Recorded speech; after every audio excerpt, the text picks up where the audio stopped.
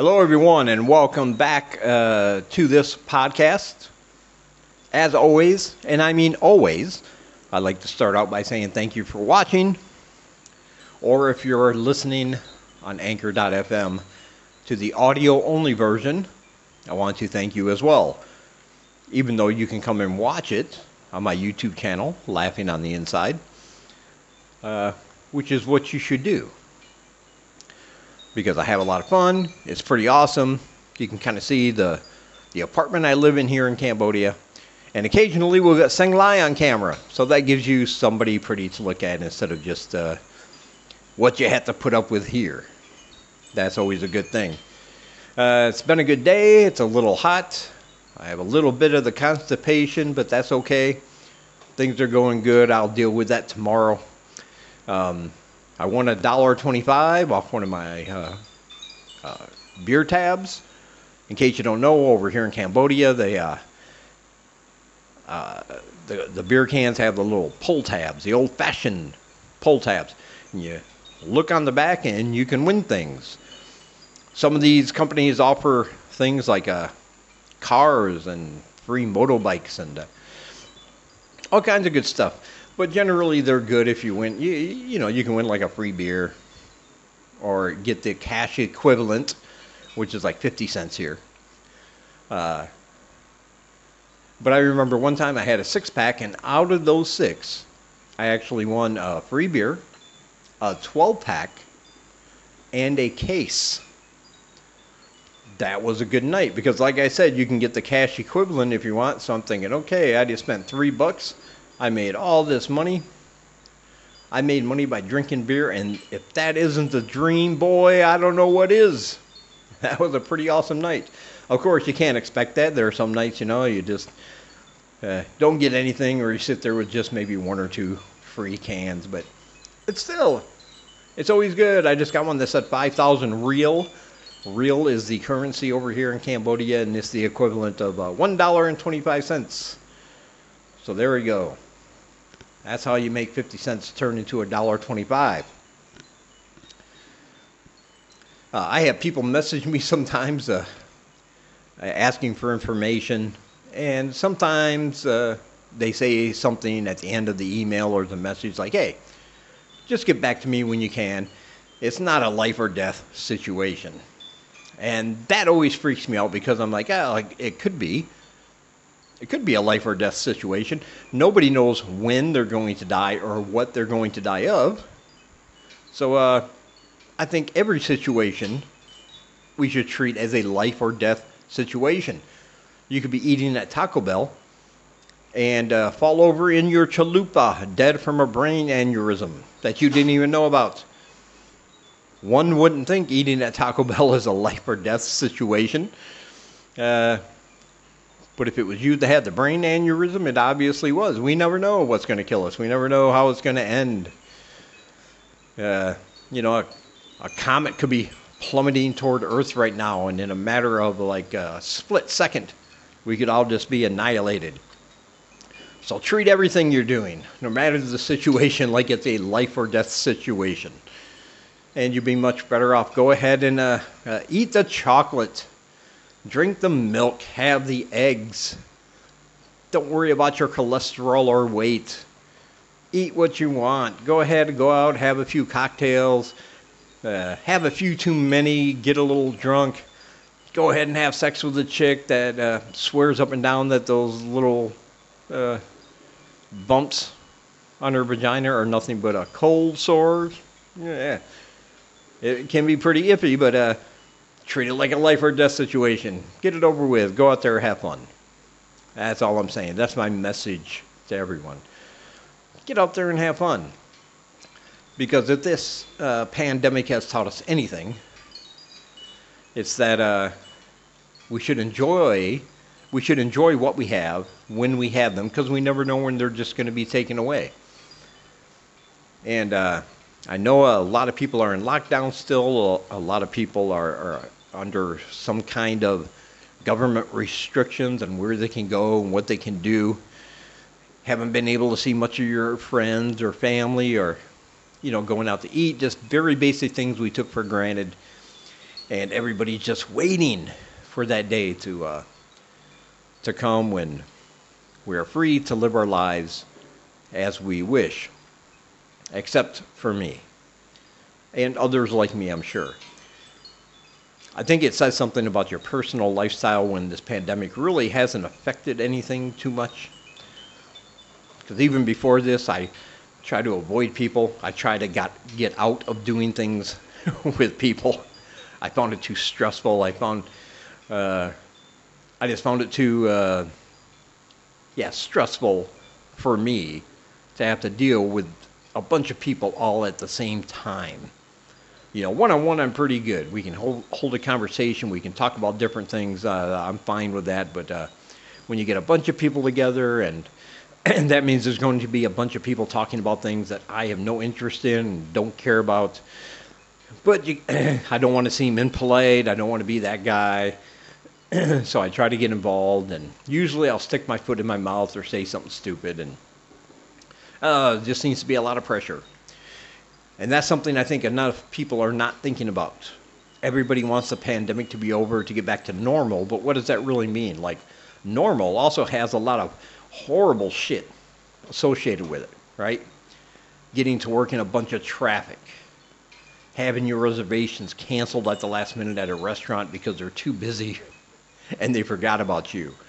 Having to wait in these long lines at every store you go to.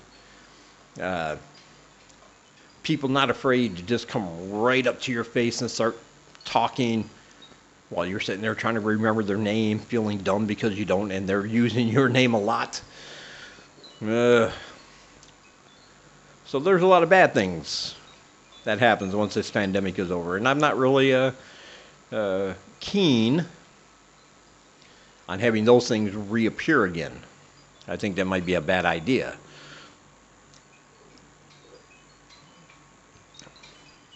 I mean, yeah, it'd be great to go see a concert once things starts to open up.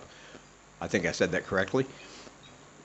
But it would be nice if we can fit 3,000 people in here, whatever it is, but we're only going to allow 600 or so we can socially distance. That would be great. That would be nice. But once it all opens back up and it's a free-for-all again, you're going to have 4,000 people trying to buy 3,000 tickets, and the whole line and the whole having to sit there in line just waiting to click that button as soon as they open to be sure you get your ticket. All the stuff that goes with that, I'm not looking forward to. Right now, traveling by air is possible, but it's very relaxed. It's very, you have a lot of time. Airlines are practically begging for people to pay them to fly somewhere or do something. But, gets back to normal again. You're going to have to get to the airport 2 hours early. You're going to have to check everything in 2 hours early. You're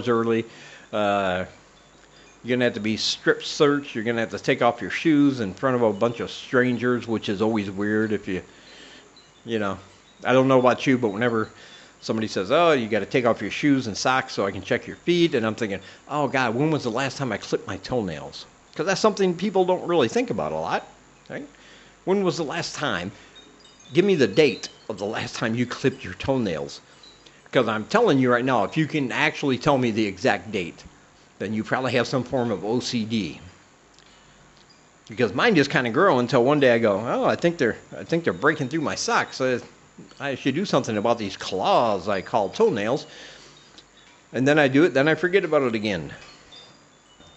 So there are just a lot of situations when things were back to normal that I found horrible. Maybe more horrible than what was actually taken away. You have built-in excuses now for anything. It's like, hey, do you want to go out Saturday night? Oh, no, I can't.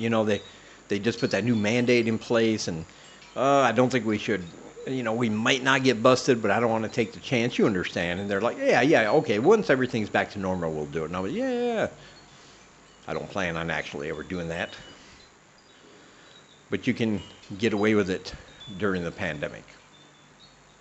So I'm saying, as much as it sucks for the majority of normal people, And let's not even talk about having to go back to work. A lot of people working from home or, right now, and eventually they're going to have to go back to the office and deal with the traffic and deal with the crowds and deal with the chick in the payroll department that nobody likes. But she's going to be back. You're going to have to deal with that. So yeah, there's going to be some bad things. But I joke a lot, but I understand most people want this pandemic to end. They want to be able to be free to travel and do whatever they want and go out when they want. And yeah, I understand it. I may not agree with it all, but I certainly understand it. And that's a big part of being a human, I think. Like looking at somebody's opinion or somebody's outlook on something and saying, oh God, I totally disagree, but if you're a certain kind of person, I kind of get what you're saying. I kind of understand it. So I have no problem with it. I'm just gonna let you keep going with it.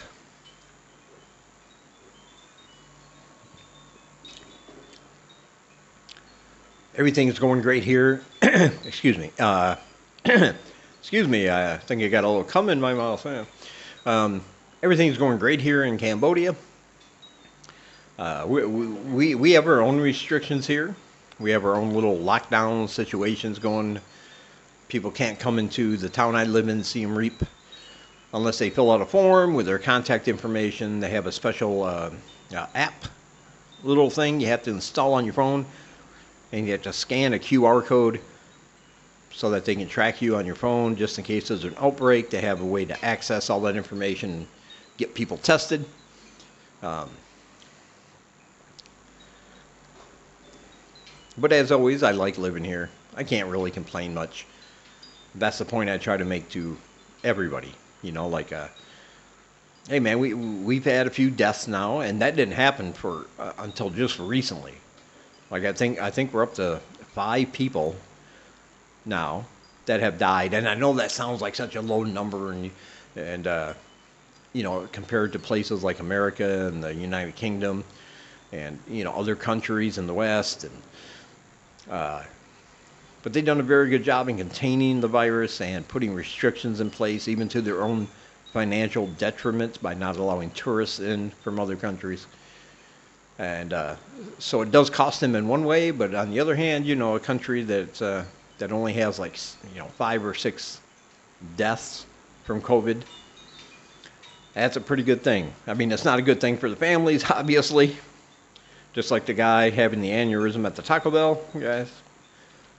It's probably not going to happen to you, but it's never a good thing. But it's still better than a lot of other countries. And so I can't really complain all that much. Which is really a shame because I'd like things to complain about. I think it keeps you alive. It gives you that, all you damn kids get off my lawn, old man vibe. And sometimes I just don't have that over here. But I think that's a very necessary component of being a human being. My other YouTube channel is family friendly. It's a very positive channel. I like to tell give people good news sometimes and tell them everything's going to be all right. I get along with everybody, most people, except for the few trolls, as can be expected because internet. But I have my own issues. I have my own things, and that's why I started this channel and this podcast to talk about those things and get both sides of me, I guess you can say. One from that channel, Dave Does Cambodia. You can search for it. It'll pop up. And one from this channel, Laughing on the Inside, where I can test out some jokes sometimes. I can just talk about whatever's on my mind sometimes. And basically just have something to do for 15, 20 minutes every night. Just to keep putting out content and let you guys know I care about you. You're important to me. I thank you for watching. I thank you for subscribing.